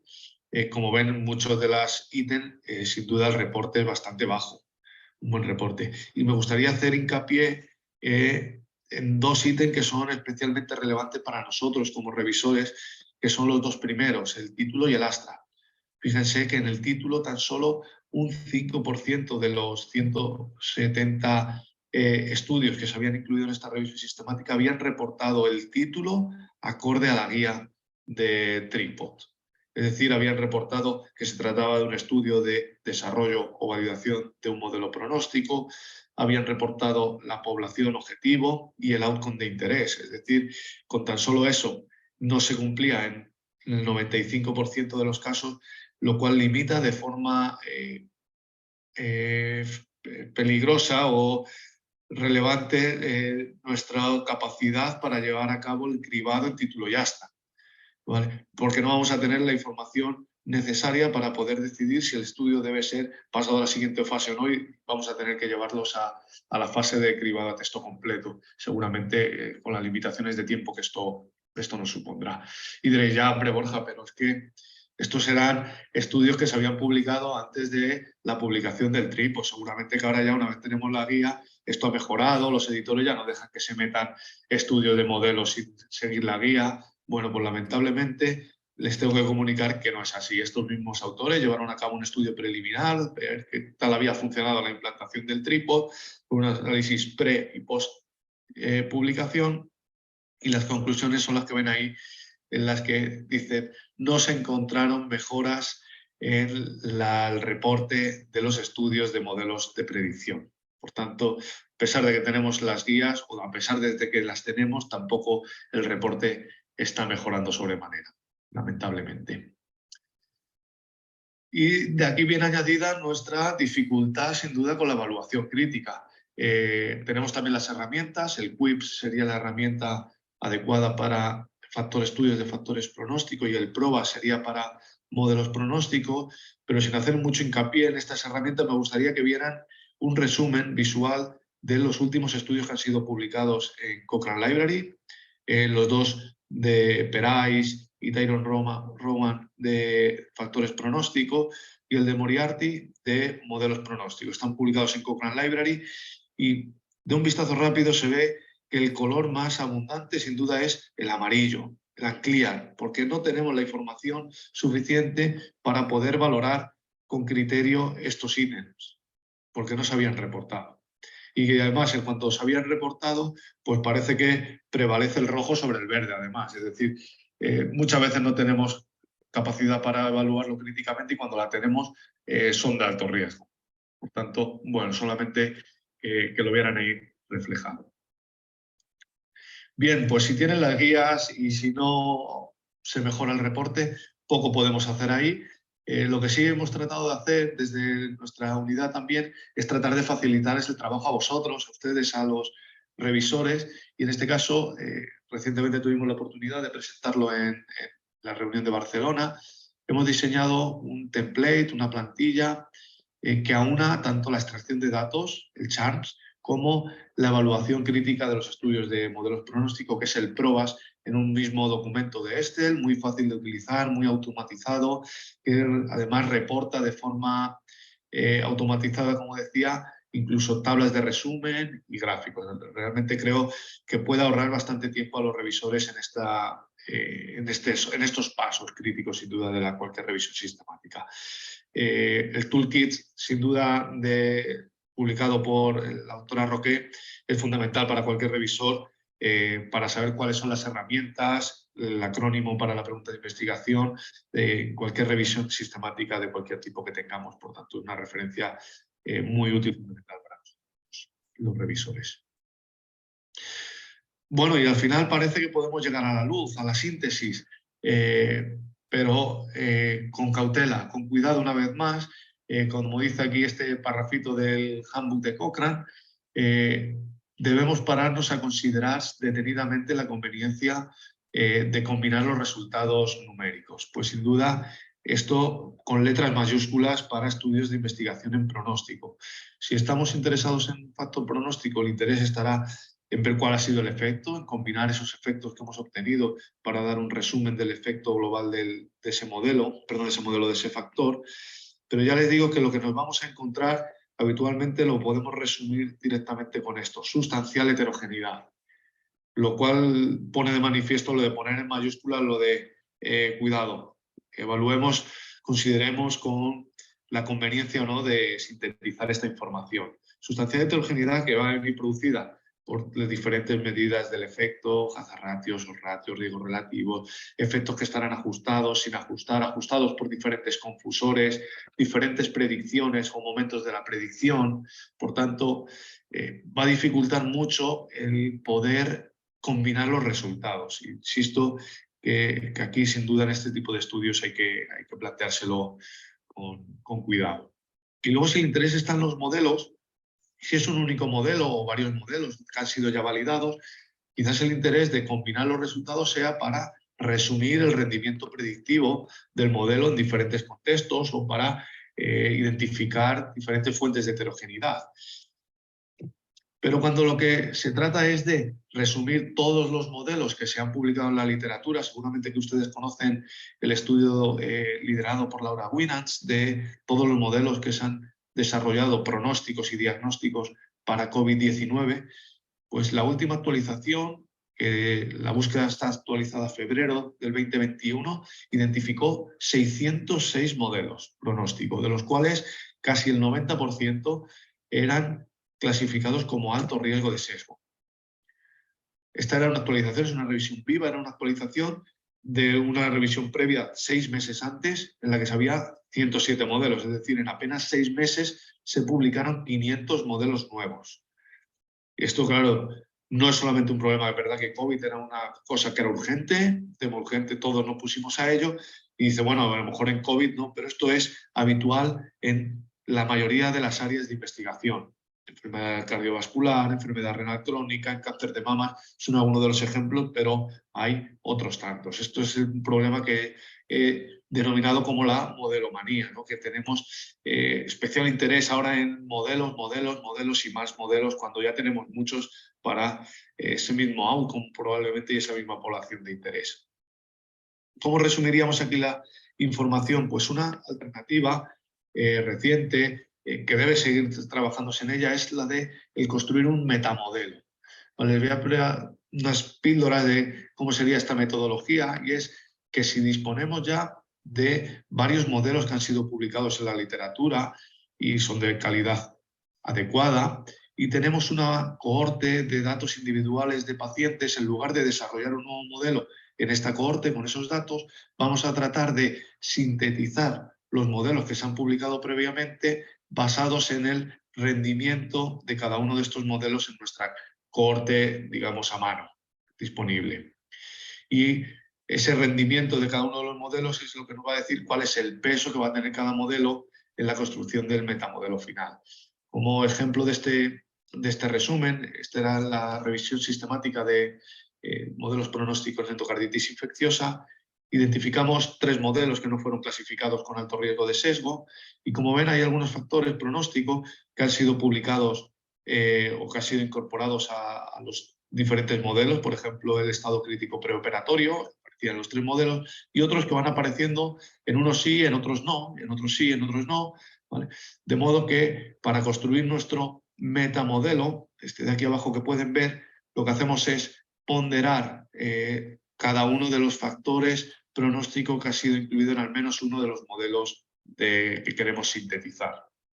Bueno, esto es una alternativa a la síntesis de modelos pronóstico interesante, que luego tenemos que seguir trabajando en ella, que puede ser una buena alternativa en vez de seguir desarrollando nuevos modelos desde cero, sino vamos a utilizar ya lo que hay publicado en la literatura. Les he dejado aquí el enlace a los webinars de Cochrane, donde tuve la oportunidad de compartir con los amigos de Colombia este estudio. Entonces ahí pueden tener más detalle de la información.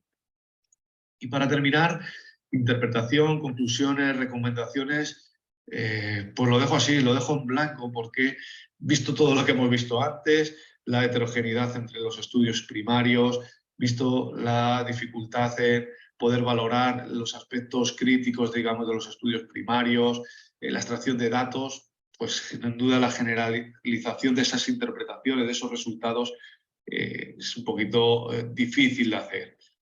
Hasta ahora tenemos un grade ya para factores pronóstico y se está trabajando actualmente en el de modelos pronóstico. Bueno, espero no haberme extendido demasiado. Muchas gracias por su atención y nada, encantado de poder resolver dudas o cuestiones que se vayan planteando. Un saludo.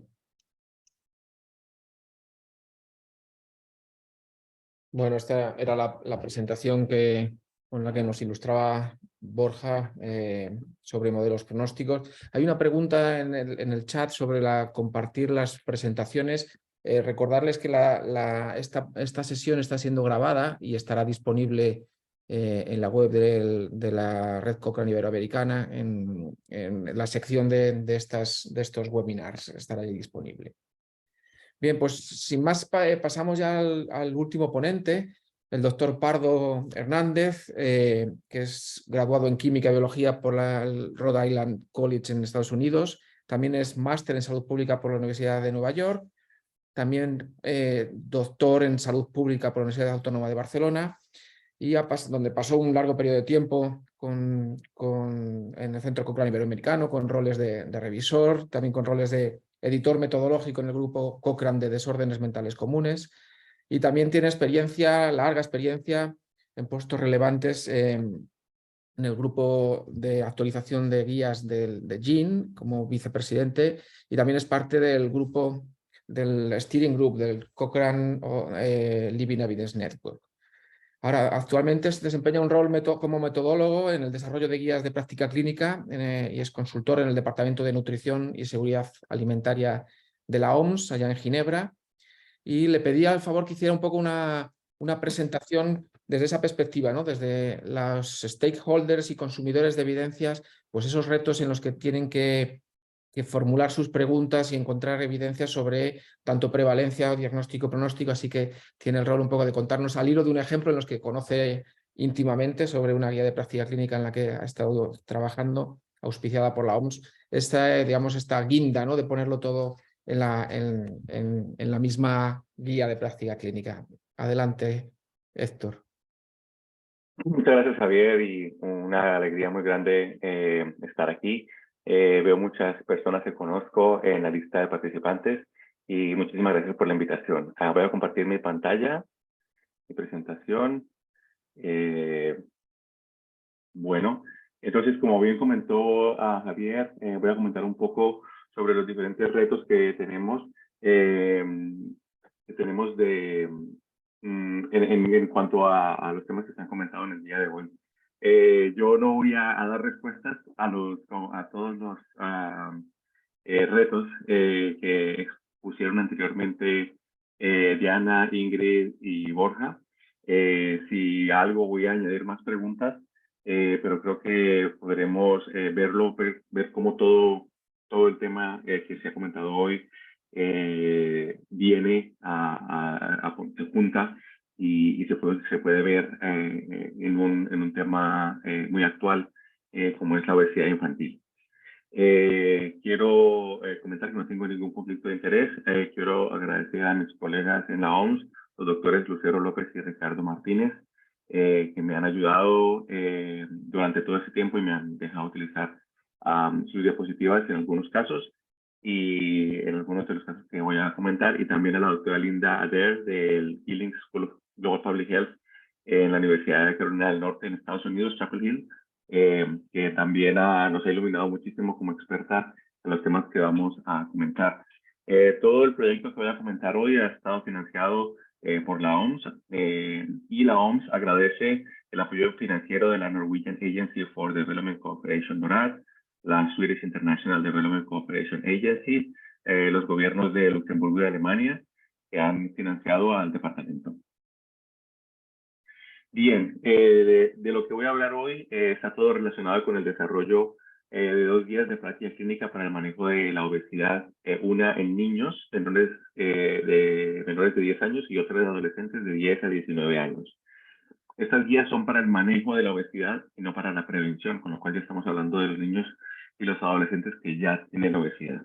Y muchos de ustedes estarán preguntando, ¿y la OMS tiene una guía para el manejo de obesidad o no tenemos suficientes guías para el manejo de la obesidad?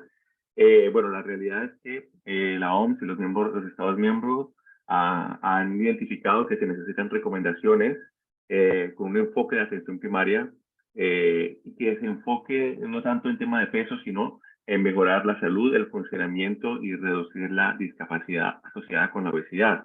Esto incluye la identificación de necesidades centradas en las personas, así como una adecuada gestión de casos y asesoramiento, a abordar los determinantes de la salud a través de políticas y acciones multisectoriales. Y aquí me gustaría resaltar que estas guías hacen parte de un proyecto mucho más grande y ambicioso para el manejo de la obesidad a nivel global, en el cual las guías es una parte, pero no todos los temas multisectoriales se están investigando a fondo.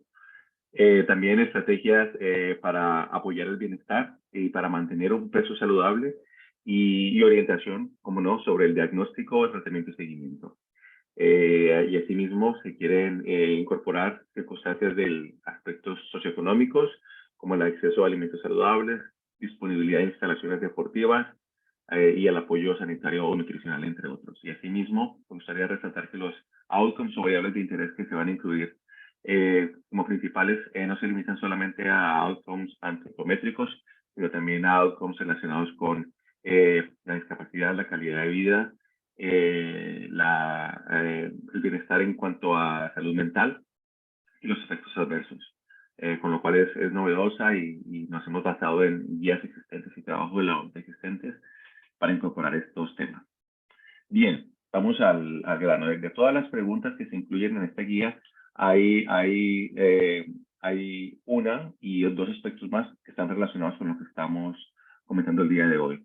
La primera de ellas es la definición de la obesidad, ¿no? Criterios diagnósticos y puntos de corte y determinantes de la gravedad de la obesidad en niños y adolescentes. Claro, muchos de ustedes estarán diciendo, pero está muy claro lo que es la obesidad. La realidad es que es un tema de debate, porque la ICD-11 define la obesidad como una enfermedad crónica, compleja, que se caracteriza por un exceso de adiposidad que puede perjudicar la salud. Nótese 2 aspectos importantes, exceso de adiposidad y perjudicar la salud. Por tanto, no se trata solamente de pesar y medir, sino de determinar estos aspectos. Cabe resaltar de que la OMS ya ha catalogado la obesidad como una enfermedad, pero no se trata como tal, porque primero que todo no está claro cuáles son los síntomas de la misma, ni los puntos de corte, etcétera. Con lo cual, a pesar de que lo es aún un tema de debate y obviamente el definir cómo diagnosticarla. Asimismo, la ICD-11 reconoce que el índice de masa corporal es un marcador sustituto de la adiposidad excesiva, pero que no refleja la distribución de la grasa corporal ni que pueda perjudicar la salud, como ya comenté anteriormente. Y finalmente, no existen métodos simples, precisos y reproducibles para determinar el exceso de adiposidad en niños y adolescentes y que sea de un uso práctico y fácil en el contexto clínico particularmente a nivel global. Evidentemente a nivel de investigación se pueden hacer muchas cosas en ámbitos pequeños, pero a nivel global es un reto importante determinar el exceso de adiposidad. Bien, ¿qué es lo que hay hasta la fecha en cuanto a este tema? Bueno, como comenté, nosotros hemos investigado lo que existe desde la OMS y de fuera de la OMS, y hemos encontrado que el diagnóstico de la obesidad se limita a medidas antropométricas, en particular el índice de masa corporal.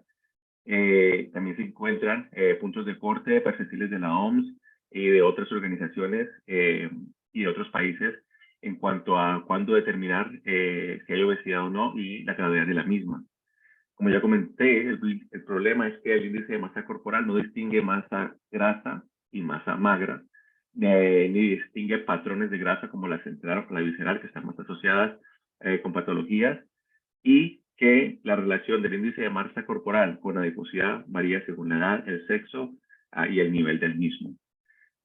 A la fecha, los puntos de corte de obesidad en niños establecidos por la OMS, porque como ya comenté, hay otros de otras organizaciones, son los presento aquí mismo, que son para niños y niñas de 5 a 19 años y para niños y niñas mayores de 5 años. No voy a entrar en los detalles de esto, solamente quiero resaltar que existen, pero que hay variabilidad con otras agencias.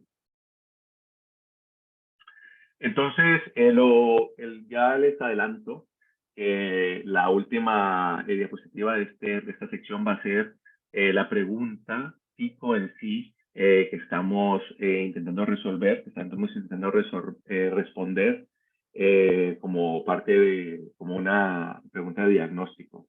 Y para llegar allí, les voy a mostrar el camino que hemos recorrido.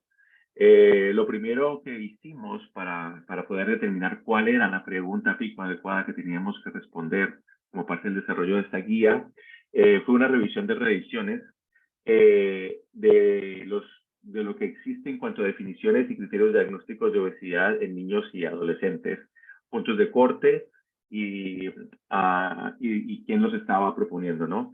Entonces, bueno, llevamos a cabo una revisión de revisiones en diferentes bases de datos, intentando identificar particularmente aproximaciones para estimar la grasa corporal en niños y adolescentes con el objetivo de determinar obesidad, los criterios de diagnóstico en niños pequeños y adolescentes, puntos de corte y análisis de subgrupo por edad y por presencia de comorbilidades.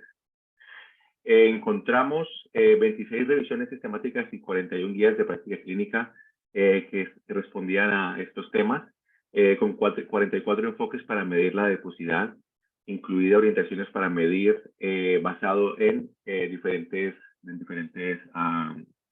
medidas, como peso de altura, circunferencia de diámetro y otras más avanzadas como luz infrarroja, imágenes y escaneo y técnicas bioeléctricas. Entonces, con esta información se la presentamos a diferentes expertos y esta es la pregunta que intentamos responder. Este es el fin de mi presentación en cuanto a las preguntas diagnósticas y quiero resaltar la importancia de las mismas y la complejidad. Y para un tema que aparentemente es claro, ¿no? Como es el tema de la obesidad, ¿no? Y entonces lo que intentamos determinar es si el BMI en combinación con otros indicadores tiene mejor precisión para diagnosticar la obesidad o el exceso de adiposidad, ¿no? Entonces el objetivo es estratificar por sexo, por grupos de edad y por otras consideraciones como son existencias de comorbilidades, etnicidad, región geográfica. En cuanto a los comparadores, tenemos una lista larga y la idea es encontrar qué es lo que hay disponible en el momento. Yo no hago parte de esta revisión, hay un equipo que se está encargando y que están mirando a la posible relación o las posibles combinaciones que puedan ser más eficaces para determinar la adiposidad y diagnosticar la obesidad.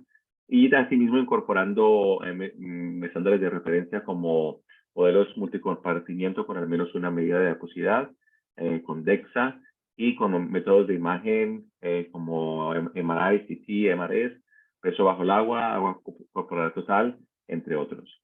Y las variables son, bueno, las que ya más o menos se conocen, como la especificidad, sensibilidad, curvas ROC, valores predictivos y razones de probabilidades.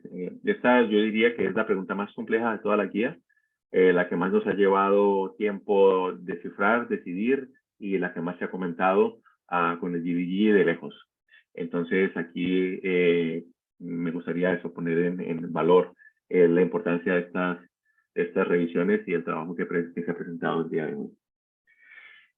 Bien, asimismo, estamos llevando a cabo un bosquejo de los estimadores globales de obesidad de niños y adolescentes y los métodos que se utilizan para determinar la prevalencia.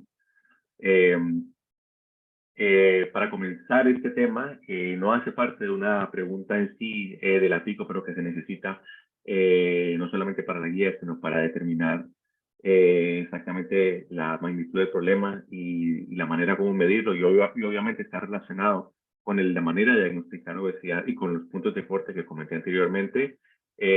Pues se ha mirado a las diferentes maneras que existen y cuáles son las más válidas para estimar la prevalencia de obesidad. Primeramente está la base de datos mundial de crecimiento y malnutrición, que es el WHO, que utiliza tablas de crecimiento y puntos de corte de la OMS. Asimismo, otros valores antropométricos y un desglose por género, grupos de edad, ubicación, tanto como región de la OMS, como por país, como por tipo de setting en el que vive la persona, bien sea urbano o rural. Luego está en la base de datos de factores de riesgo cardiometabólico, NCD-RISC, que incluye también tablas de crecimiento y puntos de corte de la OMS, pero otras medidas antropométricas. Y finalmente hay otras fuentes, como la IOTF, la International Obesity Task Force, que utiliza tablas nacionales de crecimiento y otros puntos de corte, y otros como el Global Health Data Exchange, que incluye encuestas de otros países, de varios países, información de otras grandes bases de datos como la misma de la OMS. Entonces, así de manera preliminar y solamente para ilustrar la variabilidad que se puede encontrar y los retos metodológicos, la WHO calcula que existen entre 32 y 43 millones de niños y niñas con sobrepeso u obesidad y una prevalencia de alrededor del 6%. El IHME estima esto en 37 millones y una prevalencia un poco más alta. Entonces, por tanto, nos hemos embarcado el equipo de esta guía en valorar, ir un poco más allá y determinar cuáles son los protocolos que utilizan los países para estimar los niveles de obesidad en la población y cuáles son los puntos de corte y las tablas de crecimiento que han adoptado. Para esto, el equipo, como comenté antes, los doctores López y Martínez han hecho una encuesta a nivel global utilizando listados de stakeholders y de expertos que ya tiene la OMS, con el objetivo de identificar personas, bien sea de los ministerios de salud o otros organismos que se encargan de mediciones estadísticas, pero que tengan, más allá de investigación, que tengan un contacto con lo que reporta cada país. Y han sido bastante exitosos porque han logrado cubrir a 85 estados miembros y otros 2 que no son estados miembros, y han obtenido información a niveles nacionales, internacionales y también a niveles clínicos. Han cubierto el 90% de la población y de 35 a 51% de cada región de la OMS. Y en este mapa pueden ver un poco la extensión de los datos que han podido recabar. A nivel global, el 61% de los países utilizan los puntos de corte y las tablas de la OMS, y 35% de la CDC. Ambos son utilizados por 30% de los países. Y también, asimismo, hay 28% de países que utilizan tablas nacionales y un 7% que utilizan las dos. Por tanto, con esta variabilidad en el uso de puntos de corte y en el uso de tablas, no es una sorpresa que también haya variabilidad en la estimación de la prevalencia de la obesidad. Y aquí cito un poco de ejemplos de las diferentes discrepancias, como por ejemplo, hay aproximadamente del 50% de los Estados miembros en Europa, Sudeste Asiático y Pacífico Occidental utilizan una referencia nacional, o sea que han desarrollado la suya propia, y es aquí donde encontramos mayor prevalencia de este tipo, mientras que en las Américas y en el Mediterráneo Oriental, la OMS es la preferida. Entonces, lo que sigue de este proyecto es terminar de analizar los datos. Los doctores López y Martínez son estadísticos y matemáticos, y lo que están haciendo es precisamente intentar hacer un metaanálisis de todo lo que han encontrado, porque no solamente han visto qué es lo que hacen, sino cuáles son los valores de prevalencia de obesidad que tienen con tal de acercar un poco más la cifra de la magnitud del problema y tener una visión más concreta de cuál es la prevalencia de obesidad en niños y adolescentes, y ahí la importancia de el amplio número de estados miembros que se han cubierto. Y para terminar, es el tema que para nosotros es más complejo, y aquí estoy completamente de acuerdo con todo lo que dijo Borja, y es el tema del pronóstico, el valor pronóstico de las evaluaciones de composición corporal y definiciones de obesidad en niños y adolescentes. Entonces, como comenté antes, la obesidad está clasificada como una enfermedad, pero también es un factor de riesgo y un factor de comorbilidad. Está asociado como un factor de riesgo para enfermedades no transmisibles, también para aspectos cardiometabólicos con dislipidemia, hipertensión, azúcar en sangre, triglicéridos, etc. También puede ser una puerta de entrada a otras enfermedades, y aumenta el riesgo de enfermedad grave, como por ejemplo en enfermedades como el COVID. Es un predictor independiente de muerte prematura, enfermedades de la vesícula biliar, etc. Y es asimismo un marcador de discapacidad. Entonces, en base a esto, nos hemos planteado una pregunta que en la actualidad está en proceso de valoración de cómo se puede responder. La idea inicial es hacer una revisión de revisiones del valor pronóstico, de las evaluaciones de composición corporal que comentamos antes y de las definiciones de obesidad, ¿no? Y entonces es valorar ese valor pronóstico en cuanto a, por ejemplo, falsos positivos y falsos negativos, pero esta revisión aún está siendo valorada acerca de la mejor manera de llevarla a cabo, y la verdad es que ha sido un alivio ver que los grandes retos a los que nos hemos enfrentado no son únicos, sino también de un experto como Borja. Y la idea es esto, ¿no? Poder, en cuanto a las definiciones de obesidad o trastornos del peso, poder determinar el valor predictivo que tienen en cuanto a morbilidades futuras. Y bueno, también un punto importante de esta revisión es que está en la actualidad no existe un consenso en cuanto a cuáles son los puntos de corte en los cuales se necesitan a partir de los cuales se requieren acciones en salud pública, ¿no? Se han llevado a cabo algunos para la clasificación de personas adultas con obesidad, pero se ha encontrado que estos son diferentes para personas de origen asiático. Entonces, en la actualidad no existe consenso para niños y adolescentes, y los mismos retos que se han encontrado, por ejemplo, en el determinar los puntos de corte para acciones de salud pública en poblaciones asiáticas, pues están mucho más presentes y son mucho más relevantes para niños para niños y adolescentes. Como comenté, siento no haber añadido respuestas a los retos metodológicos de las revisiones de diagnóstico, de prevalencia y de pronóstico, pero espero haber podido contribuir a que se entienda la importancia de estas revisiones y cómo son muy útiles y son muy necesarias, y que a día de hoy en un tema como es la obesidad infantil, que es un tema bastante claro, aunque bastante complejo, pues son de gran utilidad y las estamos utilizando actualmente en el desarrollo de estas guías. Aquí está mi información de contacto y abierto a preguntas. Muchas gracias. Muchas gracias, Héctor, por tu presentación.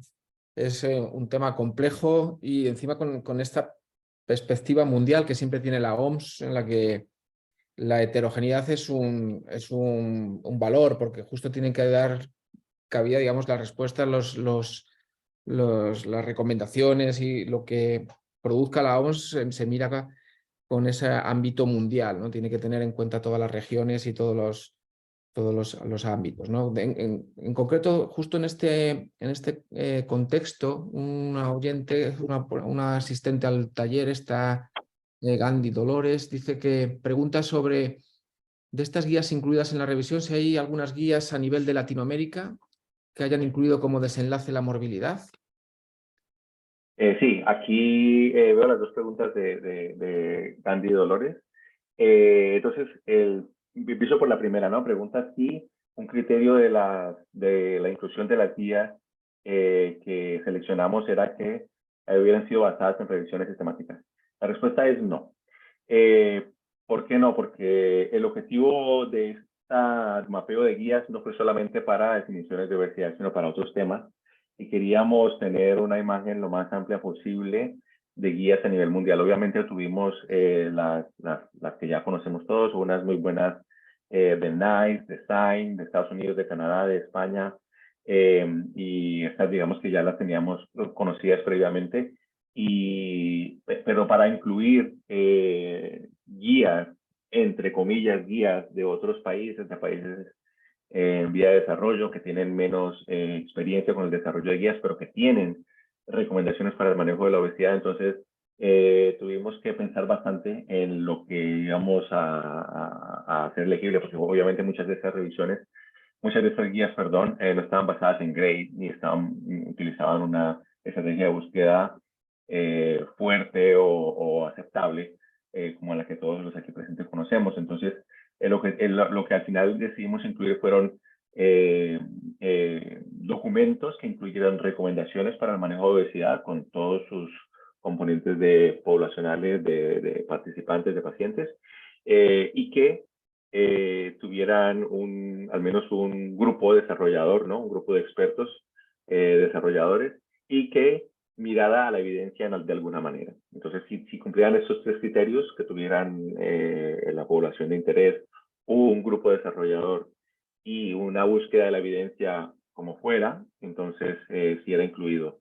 Los otros, los que hablaban de un grupo pero que no hablaban de evidencia, era como más bien algo de expertos, o si miraran evidencia sin un panel de expertos, pero tampoco las incluíamos. Y con respecto a Latinoamérica, sí encontramos varias guías, unas bastante buenas, y en cuanto al tema de movilidad, esta pregunta no tengo la respuesta, tendría que mirar la base de datos, pero como comenté, hay algunas bastante interesantes, bastante extensas, particularmente sí que me acuerde de México, de Colombia y de Argentina, fueron las que salieron mejor puntuadas en cuanto a la GRI. Muy bien, muchas gracias. Una curiosidad, Héctor, porque estos macroproyectos de la OMS, al abordar una guía de obesidad infantil, me pregunto qué dimensión relativa respecto a la dimensión total de la guía tienen estas preguntas, entre comillas, raras, ¿no? De prevalencia, que lleva tantísimo esfuerzo, diagnóstico y pronóstico que has mencionado, respecto luego que me imagino que se pongan también a hacer recomendaciones sobre intervenciones y sobre manejo, ¿no? Bueno, la pregunta de diagnóstico es una de 19, y de esas 19 hay dos preguntas de cobertura, del tipo de cobertura que tienen que tener las intervenciones en cuanto a los servicios a nivel de país y en cuanto a los seguros médicos. Entonces ahí restamos dos, ¿no? Estas son dos raritas en cuanto a qué se tiene que cubrir y qué no se tiene que cubrir. Y luego está una que es la de diagnóstico de obesidad. Y el tema pronóstico por ahora se ha dejado lateralmente por ahora, porque en realidad la de diagnóstico es la que de lejos nos ha llevado más trabajo. Entonces, puso una de, digamos, 17, ¿no? Pero se lleva la palma en cuanto al número de horas que se le han invertido el tamaño del equipo y también los costos asociados. Ardua tarea. Muy bien. Pues si no hay más preguntas, concluyamos la reunión. Yo creo que ha sido una grata experiencia contar con expertos en los que nos han ilustrado en estos aspectos tan alejados un poco de la ortodoxia de analizar la eficacia de intervenciones, y nos hemos dedicado a estas cosas más raras, más complejas, pero que también, digamos, son necesarias sintetizar. Y yo creo que llegará el día en que finalmente en una guía de práctica clínica se formulen a la vez y con la misma profundidad preguntas acerca de la carga de enfermedad, de la prevalencia, instrumentos de diagnóstico, historia natural, valor pronóstico y finalmente recomendaciones acerca de intervenciones. O sea que estamos lejos todavía de llegar a esa dimensión, pero en el camino adecuado para alcanzar esa dimensión. Pues nada más, recordarles que la próxima sesión de este año 2023, de las sesiones de la Red Cochrane Iberoamericana, será a finales de mayo, todavía no tenemos confirmada la fecha. El coordinador será el doctor Julio Villanueva, de la Facultad de Odontología de la Universidad de Chile, y el tema sobre el que girará el webinar será el uso de síntesis de evidencia para la toma de decisiones en odontología. Nada más, de nuevo agradecer a los organizadores, a Cochrane Iberoamérica, por dar este espacio de discusión tan atractivo y que con tantos asistentes, yo creo que tiene una difusión fantástica, y gracias a los ponentes por vuestro tiempo y vuestras excelentes presentaciones, y nada más. Nos vemos en el siguiente seminario.